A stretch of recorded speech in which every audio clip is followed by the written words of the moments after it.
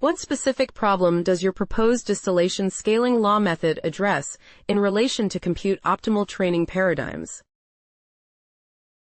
The proposed distillation scaling law method addresses the challenge of high inference costs associated with compute optimal training paradigms, which often result in slow and expensive models that are difficult to deploy.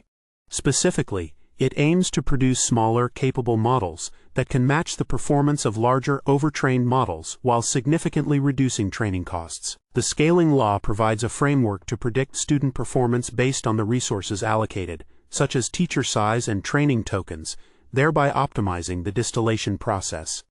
It resolves questions about the effectiveness of distillation compared to supervised learning, particularly under resource constraints, and identifies conditions under which distillation is more efficient.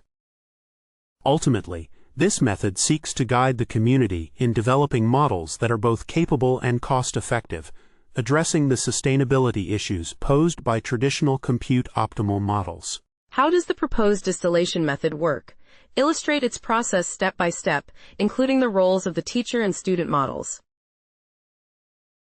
The proposed distillation method involves a teacher model that generates predictions used to train a smaller student model. First, the teacher, which is a larger and more capable language model, is trained on a substantial dataset to achieve a low cross-entropy loss. During the distillation process, the teacher's predicted next token distribution replaces the traditional one-hot encoding in the loss function for the student model. The student model, which is smaller, learns to mimic the teacher's predictions by minimizing the knowledge distillation loss, which is based on the Kullback-Leibler divergence between the teacher's and student's outputs.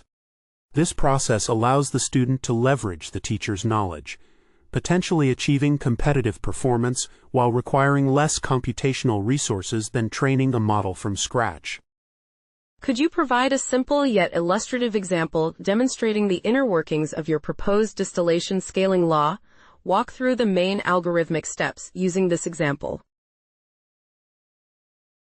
To illustrate the inner workings of our proposed distillation scaling law, consider a scenario where we have a teacher model with 8 billion parameters trained on 23 billion tokens, and we want to distill a student model with 11 million parameters using 12 million tokens. The first step involves using the teacher's predicted next token distribution as the target for the student during training, optimizing the student parameters based on the knowledge distillation loss, which measures the divergence between the teacher's and student's predictions. According to our scaling law, the student's cross-entropy can be predicted based on the teacher's performance, specifically its cross-entropy, which follows a power law relationship with respect to the number of tokens and model size. As we apply the distillation process, we observe the capacity gap phenomenon, where if the teacher is too capable, it may hinder the student's performance, indicating that the learning capacities of both models must be balanced. Ultimately, our scaling law provides a framework to determine the optimal resource allocation for distillation, ensuring that the student achieves the lowest possible cross-entropy given the constraints of the teacher's capabilities and the available training tokens. What are the key theoretical benefits of your distillation method compared to traditional supervised learning, especially in terms of model efficiency and performance? The key theoretical benefits of our distillation method compared to traditional supervised learning lie in its efficiency and performance under resource constraints. Distillation allows for the creation of smaller, capable models that can achieve reasonable capabilities with significantly less training data, as evidenced by our findings that overtrained models require training on many trillions of tokens, which is both expensive and time-consuming. Our distillation scaling law indicates that distillation can be more efficient than supervised learning when the total compute or tokens used for the student do not exceed a size-dependent threshold.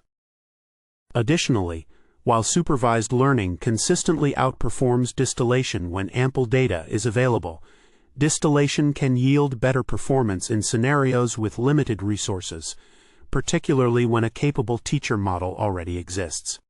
This efficiency in resource allocation makes distillation a compelling alternative for producing models with lower inference costs and reduced lifetime compute requirements. How did you validate the effectiveness of your distillation scaling law? Please describe the experimental design, datasets used, and performance metrics you utilized in your tests.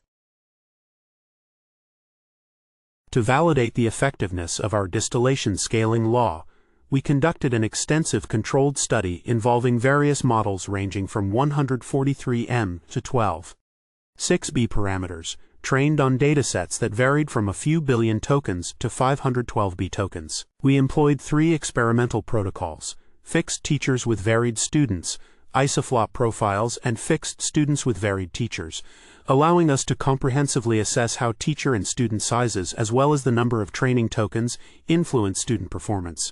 The models were trained using the English-only subset of the C4 dataset, ensuring a consistent and relevant dataset for language modeling tasks. Performance metrics were primarily based on cross-entropy, which we predicted using our scaling law, and we verified the law's predictions against empirical observations, achieving a relative prediction error of 176 number 176.